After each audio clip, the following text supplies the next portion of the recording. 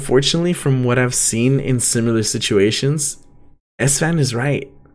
The people wanting to hate on you for what you do are always going to be louder than the people who actually enjoy what you bring to the table.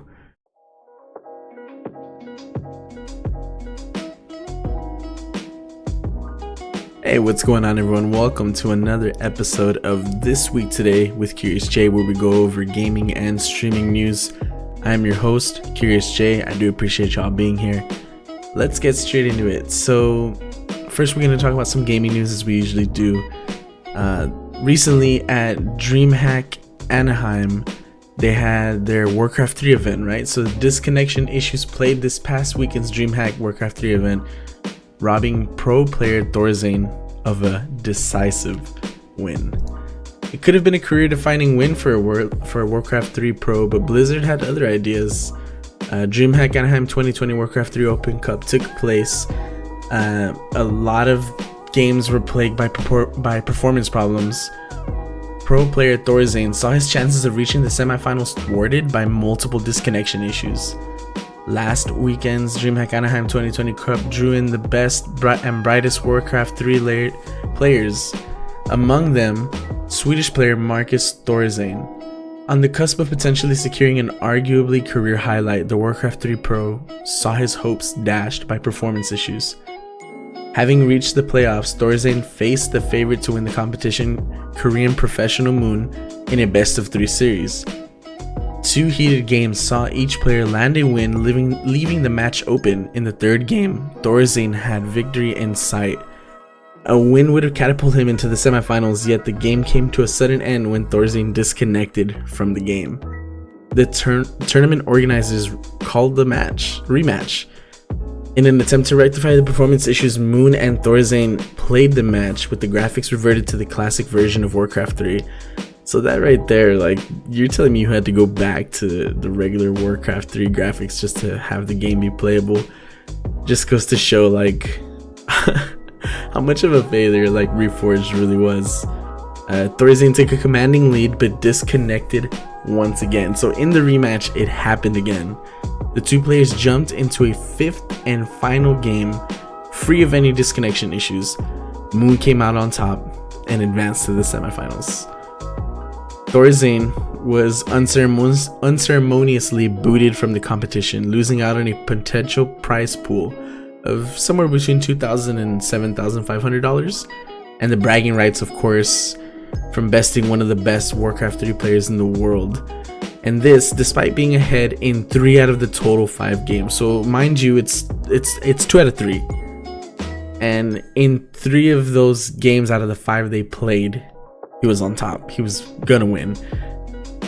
In the first 2, they went 1-1. In the third game, Thor was gonna win and he got booted. In the fourth game, Thor was gonna win and he got booted.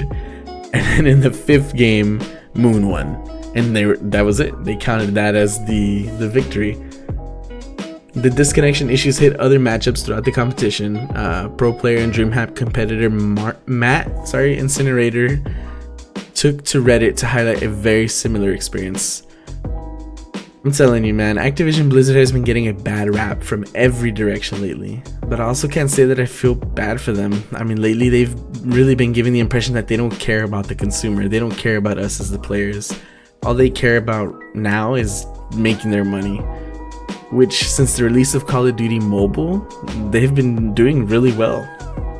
I know that mobile gaming has been very popular these days, but at least the least they could do is show some interest in their competitive scene. I mean, I don't know. I'm sure this isn't the last we've heard of issues from this company. I really doubt it. In other gaming news, some recent clues seem to suggest, the real name of Riot Games' upcoming FPS title, Project A. Man, this is one I've been super excited for. Some big-eyed Twitter user spotted that Riot Games registered a trademark for Valorant on February 20th.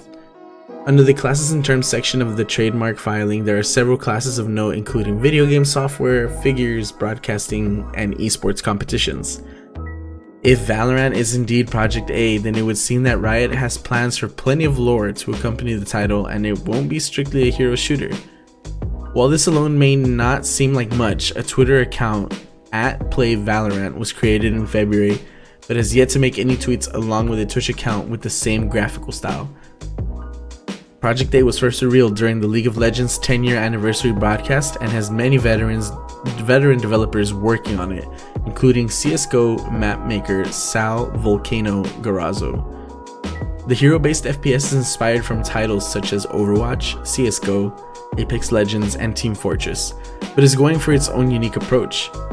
No beta release date has been announced as of yet, but Counter-Strike commentator Henry G. Greer was invited by Riot to test the game and called it the best game he's played since Counter-Strike.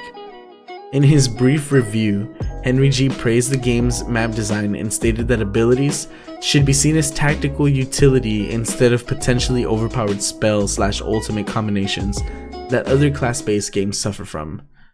Meanwhile, G2 esports streamer Joel Orb Kumlin, who tested the game in Dublin, estimated that it will release sometime in 2020. I really hope it does come out this year, guys. I've been looking forward to this game, and I love all the games that Riot has been putting out lately. There's no doubt in my mind that this game will be a huge success. I mean, obviously we all know League of Legends was huge and continues to be huge in the esports scene. But you think of games like Teamfight Tactics, Runeterra. They're just so good, and I don't see them doing bad in any of the games that they make in the near future. At least I really hope not. And I have a feeling that Valorant or Project A is going to be one of those. On to some streamer news.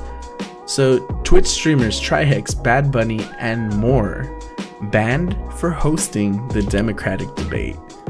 On Tuesday, February 25th, 7 different Twitch channels were taken down after hosting the Democratic debate. Streamers Trihex, The Surfs, Bad Bunny, Mike from PA, David Pacman, Chapo Trap House, and The Majority Report have all had their Twitch accounts affected. Most received 24-hour suspensions, but since this is Trihex's second DMCA takedown on his channel, the suspension could be permanent. During the debate, streamers who were broadcasting on the Politics channel on Twitch's website received DMCA takedown notices from Praxis Political Legal. Channels like Destiny or Hassan that were hosting in other sections of the website, like Just Chatting, did not receive bans. Praxis Political Legal claimed that the copyrighted work belonged to CBS News and that hosting infringed on the copyright holder. Praxis website states that they work with and on behalf of clients and media, consulting, policy, politics, and campaigns.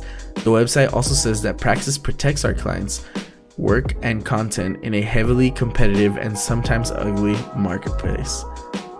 Both a contact and legal email address for Praxis that were listed on their website on Tuesday night have been removed and are no longer active. The website itself has also been taken down. Newsweek has reached out to CBS for comment to see if Praxis is working with the television company or if these flags were created by a pretender account. DMCA takedowns on Twitch can be done by companies who fear their content is being rehosted, like television show episodes or full movies.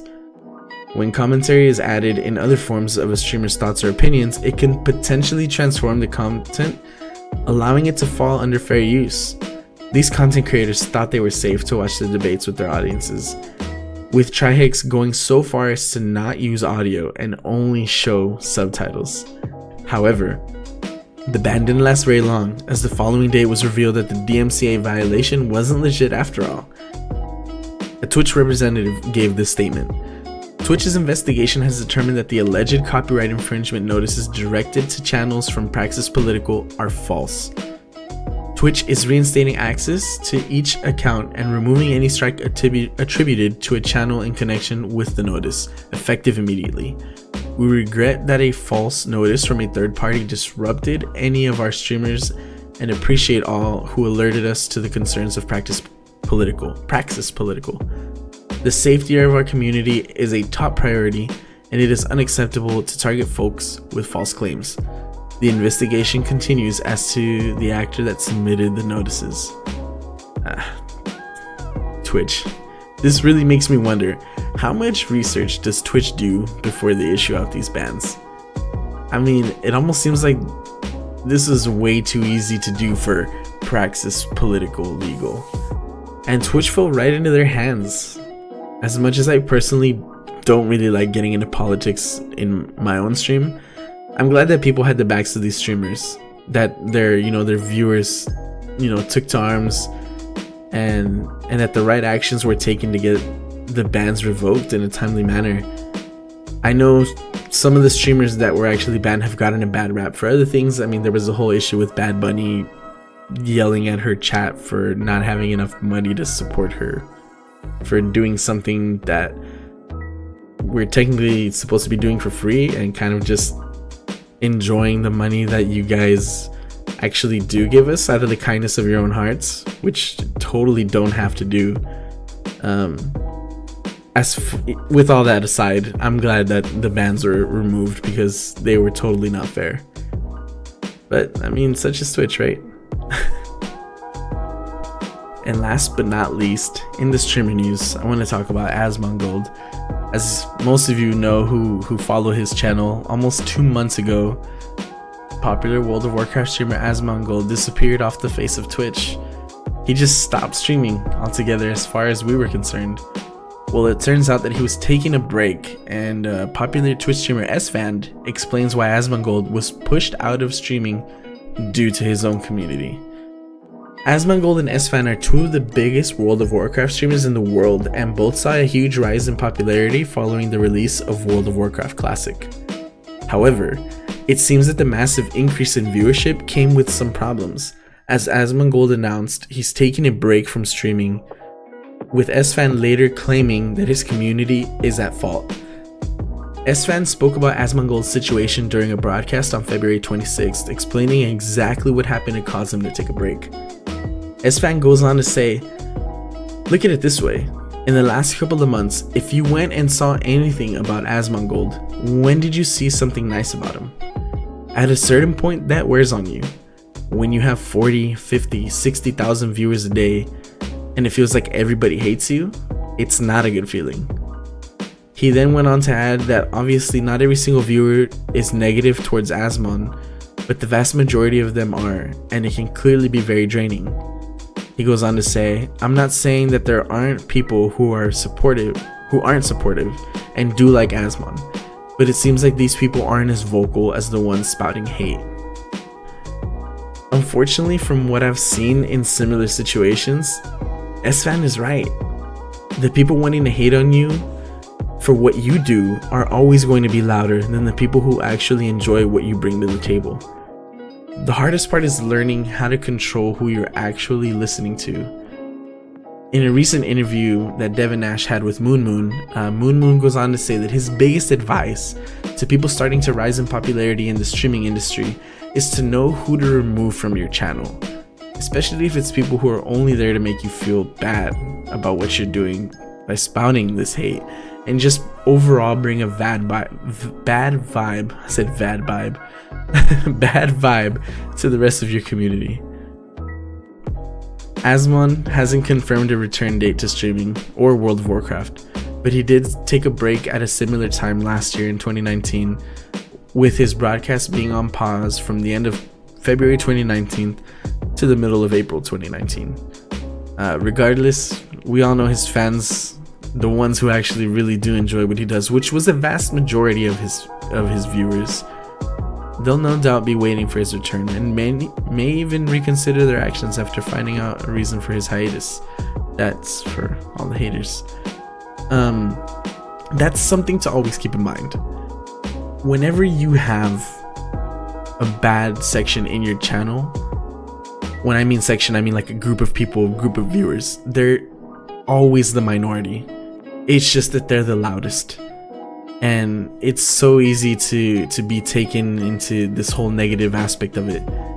But as Moon said, best thing to do is just completely remove them, ban them. Like, as hard as it can be to do that, and knowing that you are gonna lose viewers for doing so, is it really gonna negatively affect you when the people you're getting rid of are the negative side of your stream? Something to keep in mind if this is something you do and enjoy doing. I unfortunately have had to do it myself probably only once or twice. My stream's not as huge, not nearly as huge as any of these guys, but sometimes it's for the best, guys. You really have to keep that in mind. But yeah, that's gonna be it for this week, guys. I do appreciate y'all hanging out, whether you're listening to this on the YouTube VOD, Spotify, Apple Play Music, Google Play. Admittedly, I was kind of slacking on putting the episodes up on all of those other sources of media, but this last week I got all the past episodes on there, and this episode will be on Spotify and all those other places as soon as it comes up on YouTube, which is usually Sunday 12 p.m. Central. I do stream on Twitch, twitch.tv/CuriousJ, link in the description down below, Sunday through Thursday around 10 p.m. Central. So come catch me live. We talk about all this stuff. We do some gaming. I love chatting with you guys, so come catch me live if you guys just want to chat. And yeah, that's it. Remember, stay curious, take it easy. Peace.